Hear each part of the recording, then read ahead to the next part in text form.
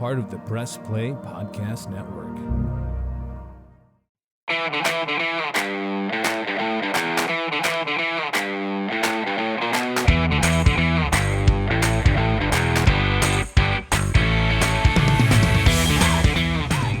And welcome to another edition of the Reg Eye and Rhoda podcast, brought to you by MGM Northfield Park, right here on the Press Play Podcast Network. Shout out to our esteemed producer, Jordan Powell, who makes sure we sound really, really good on these podcasts. So you get them out there in the podcatosphere. And Reg, we got to give a shout out to our title sponsor, MGM Northfield Park. This Saturday, June 11th, it's the Belmont Stakes at Northfield Park. Watch and wager on the top thoroughbreds as they compete in the final jewel of the Triple Crown. Enjoy live music and food specialties on the outdoor apron beginning at 1 p.m. Plus, you can register to win prizes all afternoon long. And you could win $100 win bets on the Belmont, cash, a barbecue, grill set, and other grand prizes. You're not going to want to miss this. Doors open at 10:30 a.m. Post time for the Belmont, 6:45 p.m. And you enjoyed a little time out there at MGM Northfield, huh?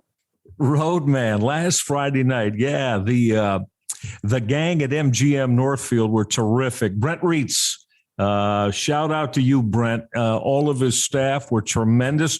Patty and I went and saw Legends of Music, and it was, tremendous. A tremendous show that was built around Elton John. Okay. Rod Stewart. Rod the Bod. Tina Turner. Wow. Yeah. Nice. Yeah.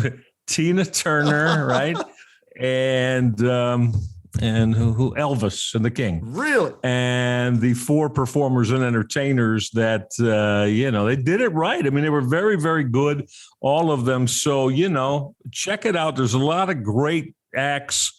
And I think just the entertainment is great in addition to the racing at MGM Northfield. So, again, appreciate you, Brent Reitz. Great stuff. And we'll be out there more. Absolutely. To do both. To do both. Hell yeah. To see the racing and the shows, Kenny. Got to do it both, right? Without question. And a great venue to watch a concert. Nice and really quaint and intimate and everything like that. So go win some money. Eat well and enjoy the entertainment and have a great time. And so that's what the MGM Northfield is all about. So thanks again to Brent and everybody out there. Reg, I figured we'd do just a shorter version of our normal podcast. We're in the middle of the NBA Finals. We're 2 games in, right? Boston comes back from 15 down in game 1 and shocks the Warriors. The Warriors respond as Draymond Green was playing defensive end. I think he had, 8 points, 5 assists, 3 quarterback sacks, 2 offsides penalties, and 1 illegal face mask penalty in getting the Warriors back to even at 1 game apiece. So just real quick, your thoughts on the first 2, and then we'll go to where we want to talk about tonight. Well, I think last week on our show, I said it's going 7. I went with Boston. I think you said 6 with Golden State. And Kenny, yes, it's going to. It's going 7. I mean, I think that's probably you're going to see every other game. The different team is going to win. So, big game 1 from Boston. Great response from the Golden State Warriors last night. And third quarter, Golden State was just phenomenal. Well, they outscored Boston 40-16 in the third quarter last night. Boston led at halftime. And, you're thinking, well, wow, it's going to be real tough. But, man, if the Celtics were able to win this one, I mean, forget about the 2-0. It's more about the taking the spirit and the heart away from Golden State, what would have been 2 road wins, of course. But the Warriors responded. I fully expect them, Kenny, to split the 2 in Boston, come back to Golden State for game 5 at 2-2. Maybe Golden State wins that. And if they do, Boston will go win game 6 at home. And then you got that game 7. So it's going to be a lot of fun. No question about it. And I think it's the kind of series that, and as you were saying last week, I was having fun with you about that. I know these are 2 franchises that you don't have much love lost despise for. Them. No, despise is the word. I can't stand either one. And I'm sitting there in game 1 and I picked the Warriors to win, Reg, right? And I'm watching it, and they're up 15. I'm like, okay, yeah, this is going as expected. But the one thing I did tell you that hurts the Warriors at times, when they build a lead and they start feeling themselves, getting overconfident and cocky, that's when they get careless with the basketball. And Boston made the comeback and got the win. And I'm thinking, oh, okay. And then Draymond Green's tactics in game 2. I can't root for either team, Michael. I just can't, man. I despise the Celtics from my days as a Lakers fan during the 80s. And we'll talk a little bit about that later on. You're either a Celtics fan or a Lakers fan, Magic or Bird during those times. And then just the arrogance of the Golden State Warriors. I wish this could go like 100 games and they'd split 50 each and nobody gets crowned a champion. That's how much I despise these teams. Yeah, I kind of got that impression from you with, knowing that that's the way you feel anyway, but you made that real clear last week. So I think, again, just for the NBA purist presence of it, it's going to be a long series. I think we've seen that in 2 games that I can't see either one of those teams winning the next 3, Kenny, and this being over in 5. It just doesn't look that way. So the thing is I hope we get some classic basketball too. They both love to agitate and irritate. And as we know, that Celtic defense, that was why last night was a little bit surprising to me, because Golden State had their way with that Celtic D. And that usually doesn't happen. I mean, as much as you want to say that, Boston with Tatum and Jaylen Brown and even at times Marcus Smart. Now, they hang their head on the defensive end of the floor. They were number 1 in the regular season, and I think number 1 or 2 throughout the playoffs in defense. So, again, there should be a little bit something for everybody. Whatever is your cup of tea, whatever style of play, whatever faction of the game, I think these 2 teams will be able to provide it in my opinion, the next 5 games, Ken. How about Al Horford goes from 26 points to 2 points? Game 1, career game, most ever 3-pointers made in a game, 6 for him. And then he comes backs up with a 2 spot. Same with Marcus Smart. Smart, he ended up having 2 points in the game. And Rob Williams. So 3 of their starters had 2 points each, 6 points from 3 starters.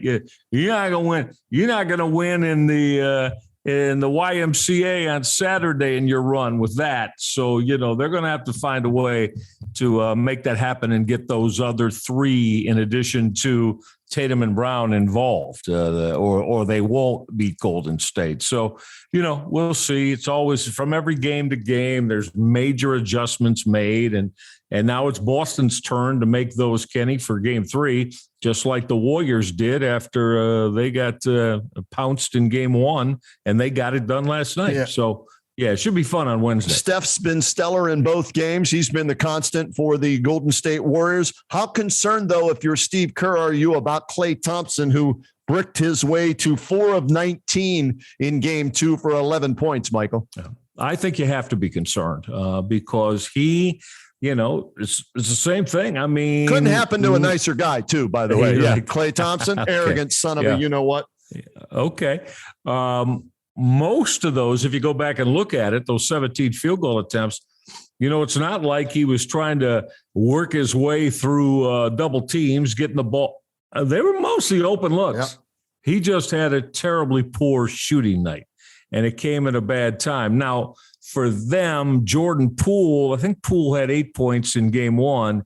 He responded with 17 last night for Golden State, and that really helped them. No question about that. But, I think, Steve Kerr, he sat down Andre Iguodala last night, Kenny, and went with his younger fellas off the bench.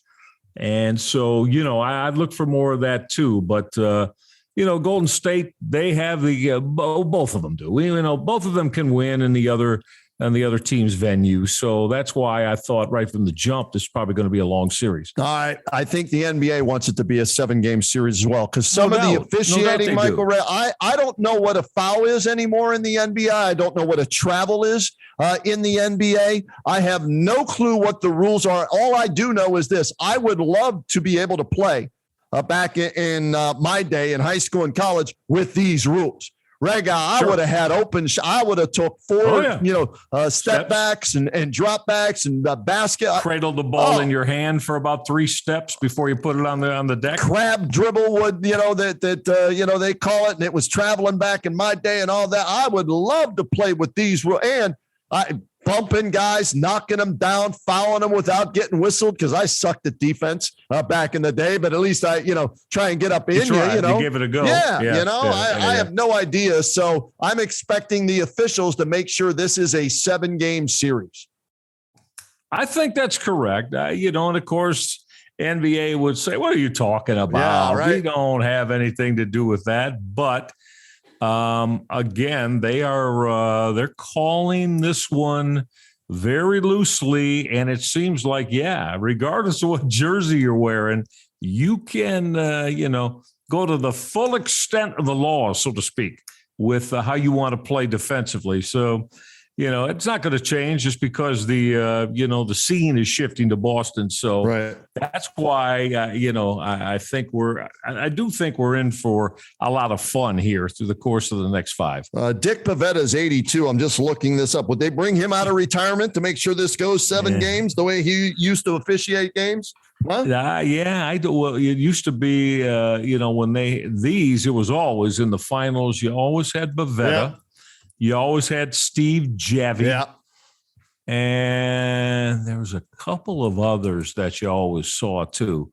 They always had the finals. And but those guys are I think they kind of ebb and flow like the players do. Hey, it's up today. Go ahead, bang around. We're not gonna blow the whistles today. What, you already have a technical and you just should have got called for another one? We'll let you go on that, Draymond. That was interesting, wasn't it? Yeah, it was real interesting. That was very interesting. Yeah. Now, again, if he hadn't had the technical, I can almost guarantee you he would have been whistled for that. Absolutely. As a team. And that's the part that upsets me, right? A technical is a technical, regardless of when it happens or how many technicals you have on you. A foul is a foul to me, regardless of how many fouls you have on you. That's the part I've never agreed with, in not calling it. And I thought he deserved a second. Hell, I thought he should have fouled out after the 3 quarterback sacks he had in the first half, let alone, the second technical that wasn't called. But right. It evened the series, and now it's a best of 5, and it makes it interesting for everybody, including the NBA. All right, let's do this, Reg. We got to get a break in right now. When we come back, here's what we're going to do since we're talking NBA Finals.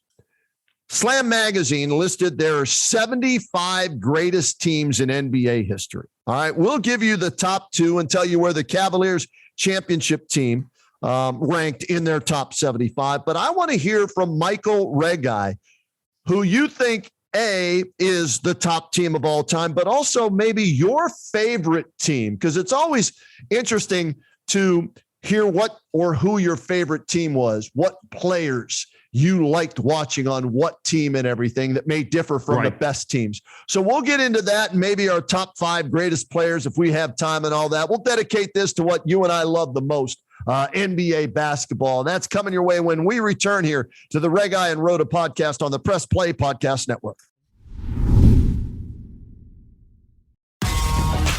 For the Dennis Maniloff Show, I'll tap into my 40-plus years of following Cleveland sports and 30-plus years of writing and talking about them, so as to bring you informed opinions and analysis of your favorite players and teams.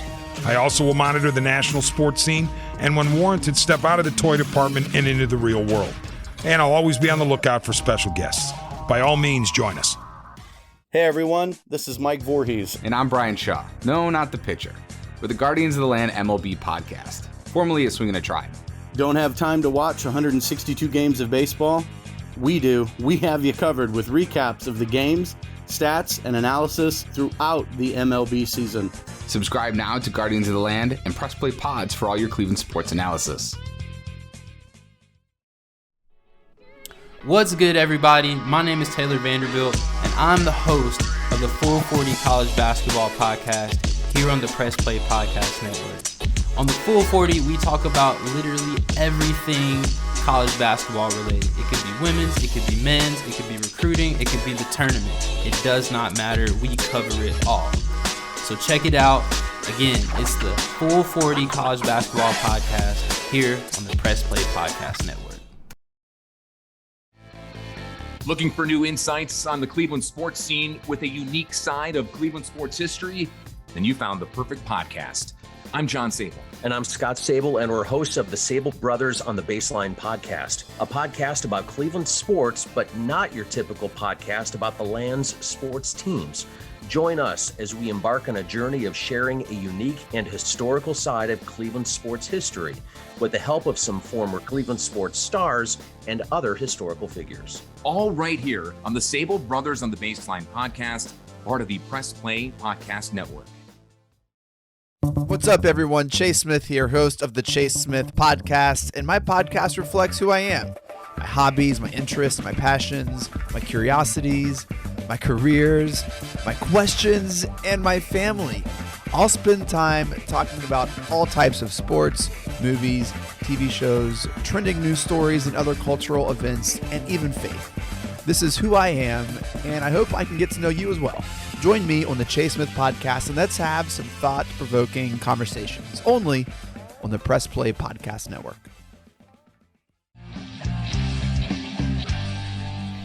We are excited to announce that we are joining the Press Play Podcast Network. The Krypton Report podcast is dedicated to all things Superman, Supergirl, and the planet Krypton. We discuss movies, TV, game, comics, and all things DC. So join me, Tyler, with my co-host James and Jania.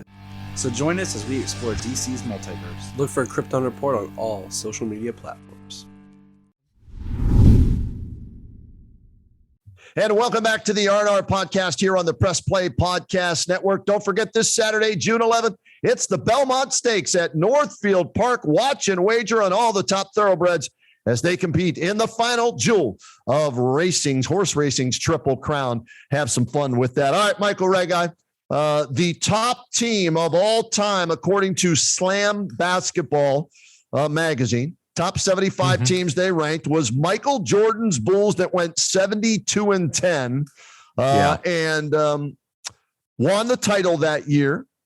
And they had them ranked slightly ahead of the 2016-17 Golden State Warriors that beat the Cavaliers featuring Kevin Durant.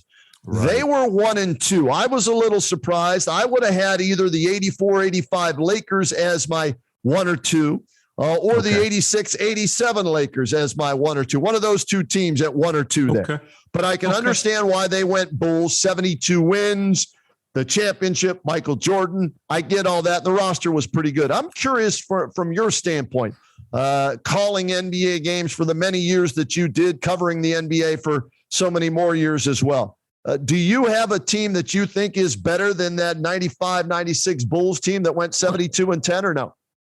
Kenny, it's hard. And again, I was calling the Cavaliers at that time. So I saw that Bulls team 6 times that year. I mean, come on, 72-10 and then win the championship. I understand. Honestly,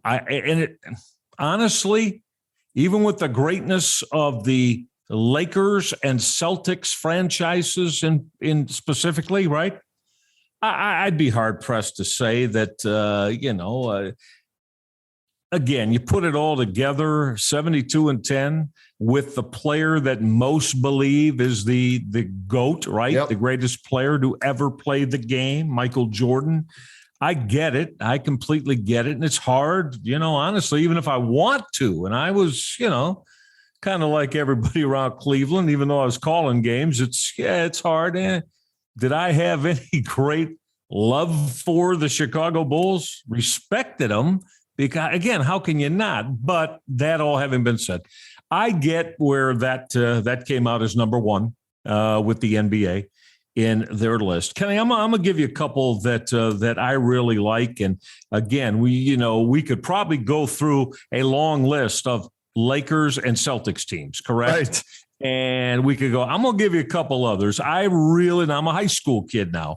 I really, really liked so I'm growing up in Detroit as a kid, a Pistons fan, but I really, really liked the Clyde Frazier, Pearl Monroe, Willis Reed, Dave DeBusschere, New York Knicks that won 2 titles in 4 years together in 70 and 73 because they kind of, played it with Frazier and Monroe. They played a little bit different style back then. I mean, they were the Garden was rocking in those 2 years. So I really liked that squad too, Kenny. And then in 1977, do you remember that series with Doc Irving, George McGinnis, my partner, who turned out to be my college hoops partner, Steve Mix, right? Mo Cheeks, and the Philly 76ers that beat the Portland Trailblazers. That was a real good series in 77. Back to your Magic's Lakers, his first year, that rookie year of his, beating Doc and then that Philly team, right? Doug Collins, that Philly team in 80. And then Philly with Moses Malone, right? So they get Moses Malone in 83. You remember they swept the Lakers 4-0.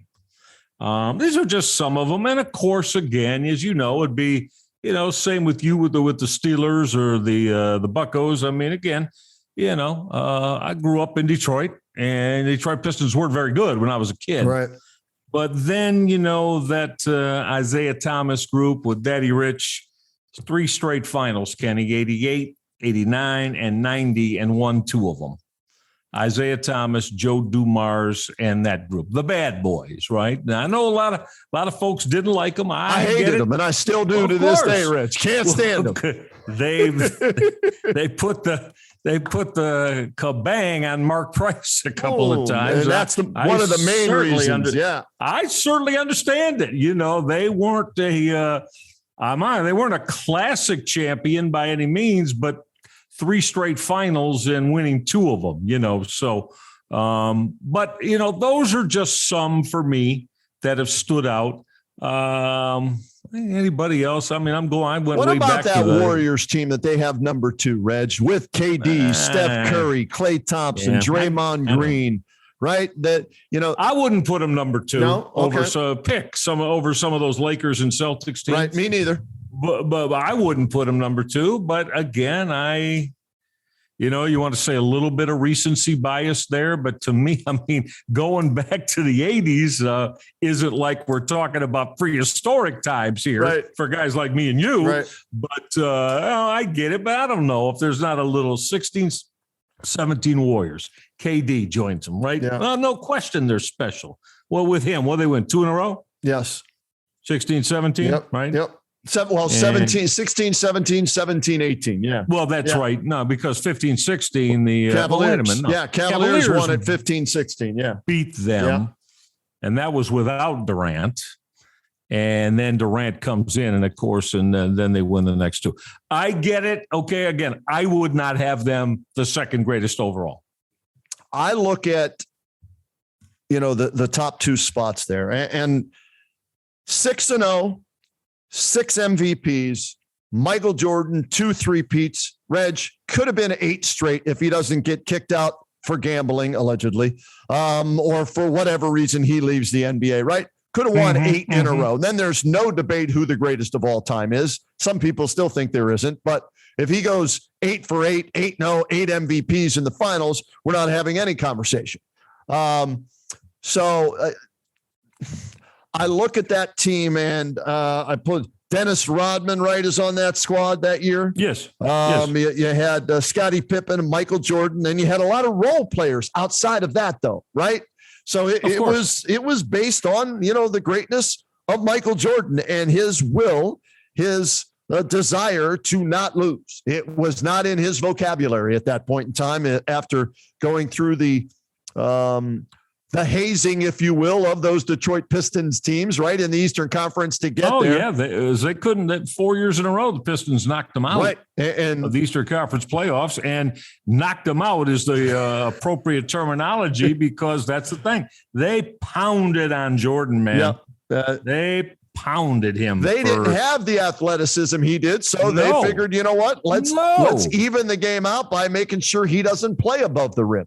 That's exactly right. That was their style, and it took him and the Bulls a little bit of time to get that damn thing figured out. Yeah.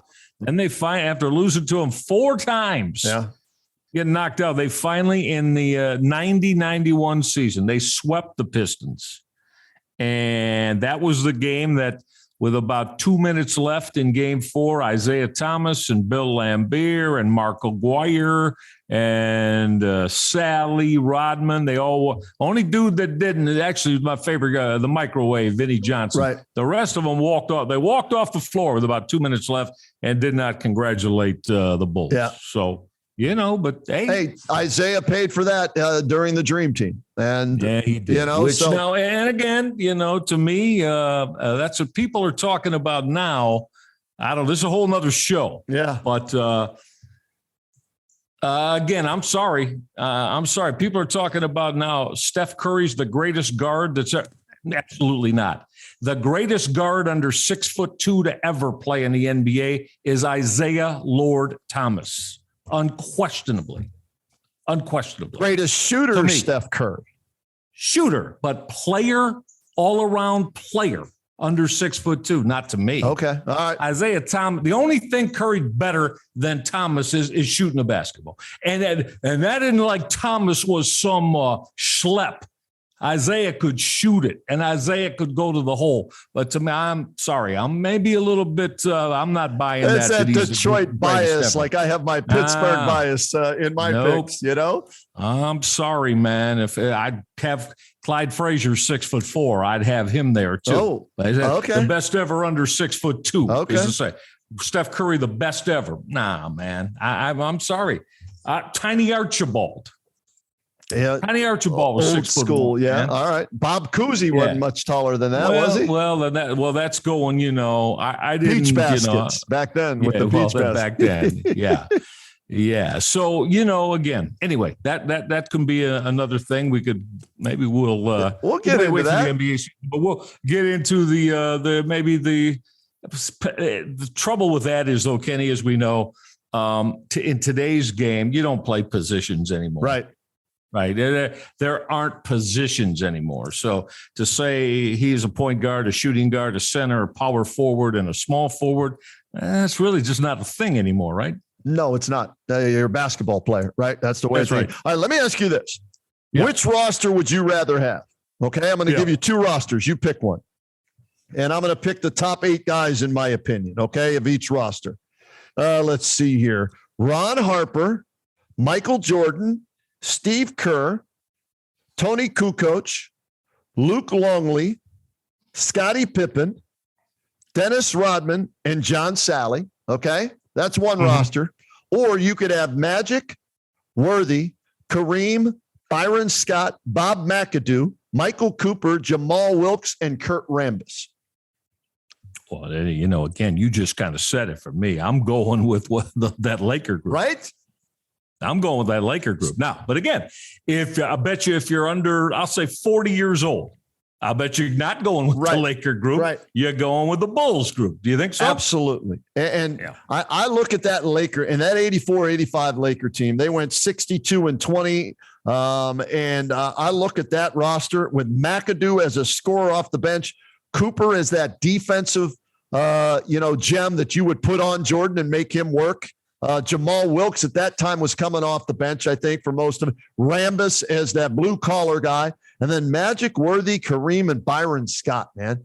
Come on now. I'll put that up against any team that has ever played in the NBA in all 75 years it's been in existence. I'll take that team, 84-85 Lakers team, and I'll play you in a best-of-7 series, and I'm going to win 7 out of 10 times of those series. And then during that time, I would also put in a top 3-4 of all time. Their arch enemy during that time. Oh, yeah. Bird, McHale, Parrish, DJ, and those Boston Celtics teams. I mean, think about that team, too. You just meant the 4 guys. They had Sid Maxwell on that team. Yes. They had Bill Walton one year coming off the bench. Walton came off the Remember bench. Remember how they matched each other? Like one would make a Scott move. Wedman shooting that corner J coming off the bench. It was amazing back in those days that each front office would look to see what the other did in the offseason and then counter that by remember the Celtics traded for Dennis Johnson because of Andrew Toney in Philadelphia. Yes. Remember that? Yeah. Oh, of course I do. Andrew Toney hated in Boston because the couple of times that the Sixers did knock off the Celtics, he just went off on them and got the nickname, of course, the Boston Strangler. I loved it. Oh, me man. Too. Yeah. You kidding me? Yeah. That was great. And again, I already mentioned it, and it was that Sixers team with Moses, Dr. J, George McGinnis, Doug Collins, Henry Bibby, that group, man. I mean, they were superb too. I look back, there's some great, and the year, remember the year the Blazers beat them? Look at that team too. The L Train, Lionel Hollins was with Bill Walton. Maurice Lucas, who was the baddest mother in all of the NBA. I'll take you. One of the best. You can have Lonnie Shelton. You can whoever you want as your enforcer. Give me Maurice Lucas, and he'll kick your ass every day of the week and twice on Sunday. I love Mo Lucas for all the reasons you're just saying. Loved him because, man, he was going to pound you out. Oh. Man, he was. If he was on your team, you loved him. It's kind of like Draymond Green, but Draymond ain't. He ain't no Mo Lucas. All right, no. Draymond doesn't have the anywhere near the offensive talent. I give Draymond's perfect with that team. Yes, that team. He sets hellacious ball screens, and he gives the basketball back, keeps the motion going, and then he'll give the basketball back to Curry or Thompson. He knows his role, and he does it very well. His role. You know who would love him as a player? Bill Belichick. Know your role, do your job, and he does that perfectly for that team when everybody's healthy. It was interesting, though. He was exposed. When Steph was out, when Clay was out, and he was asked to do more, he really can't do that. No. He really couldn't do it. But in this role, as the third or fourth guy, right? That's perfect for him. And he's made a lot of money off of it. And I think he's going to pick up his fourth ring in doing so. So we'll see how that, plays out and everything like that. But absolutely perfect. Well, I'm going with that Lakers team that you mentioned as 2 for me. They're my number one, Michael. I know they went 72-10 and whatnot and all that. And Michael never lost in the finals. Magic was 5-4, but Magic got to 9 finals. Michael only got to 6. I'm just saying, take that if you want to, rank, and we'll do another podcast on the greatest of all time between LeBron, Michael, Kobe, Bill Russell, Kareem, Magic, all those guys. We'll do that another time. But absolutely, yeah. I'll take that Lakers team, and I'll go and with the slick looking, styling and profiling. On the sidelines, calling the shots, Pat Riley going up against Phil Jackson, who was, I believe, on those New York Knicks teams you liked back in the day, right, as a player. And he was on both those Knicks championship teams. That's correct. Yeah. Came off the bench in both of them. That would be the ultimate right there. Right. Came off the bench. Remember the late, great Dave DeBusschere, who literally, honestly, he's 8-9 years older than me, but as a kid, he and his family grew up in Detroit, about 3 blocks from where I grew up in the same neighborhood. Wow. So obviously he was nicknamed the Buffalo. Of course, he was a pitcher for the Chicago White Sox. Wow. And two sport guy. And of course, we as kids, Kenny, it goes without saying, we just idolized the guy. I mean, and the Pistons finally turned him loose, and he goes and wins 2 championships as a New York Knick as their starting power forward. Yeah. So, I mean, yes, I do. Those Clyde Frazier, I said, Earl Monroe, Willis Reed, Bill Bradley, Cazzie Russell, and Mike Reardon coming off the bench. Yeah, and Red Holtzman was the coach, right? And Red Holtzman. Red just rolled the ball out and let him play. There you go. There you go. Just go play. And how about Clyde off the court, styling and profiling back in the day, Mr. Puma originally, and the fur coats, and he's still, walking the walk and talking the talk and looking the look these days, isn't he? Yes, he is at 70, I think 4 years old. And Clyde, you can just turn on a Knicks game next year, He's with Mike Breen, and Clyde Frazier continues to be a style master. He'll do that until he's They're going to have to put him in the ground, Kenny, to not have Clyde style. Well, and even when he's in the ground, I bet you he's going to tell them this is what I want to wear, right? I agree with you. Yeah, that's great stuff. All right, Reg. Well, this was fun. Anytime we can talk NBA hoops now or yesteryear, it's always a blast to do so with you. We'll see how this NBA Finals plays out here in the next week or so, whether it's the Celtics surpassing the number that they are tied with the Lakers for at 17-18, they get that title, or if this will be the fourth championship in the last 8 years for the Golden State Warriors. That's what's at stake here between these two teams. And we'll do that GOAT talk one time too in our top 5 players of all time. All right, Reg? Yeah, but that's, I mean, to do it the right way. I mean, that's going to be tough. I mean, just pick 5. I know. You know what we'll do? It's going to be tough. We'll add a 6th man. We'll give ourselves a little leeway there and add a 6th man when we do that. Our top 5 and then our 6th man. All right. We can. Sounds like a winner. All right. Yeah. Reg, thanks so much. Always a pleasure. Absolutely, Roadman. Always a fun time with you. Belated happy birthday wish to you, my friend. Thank you, man. Yeah, another trip around the sun for me. Kenny, why are they coming so quickly? I'm telling you, I thought it was supposed to be every 12 months. Yeah, right. It seems like it's every 2 or 3. Yeah, and another birthday's coming up. They're quick, painful trips too around the sun these days. Oh boy, man. Yeah, you're right. You are correct, buddy. But we got to keep rolling onward and upward, right? Without question. Keep bringing it strong for all of us, Roadman. That sounds good. He's Michael Rega. I'm Kenny Rhoda. The Rega and Rhoda podcast comes your way on the Press Play Podcast Network. Jordan Powell, great job out there producing this madness. And we'll be back to do this again real soon, folks.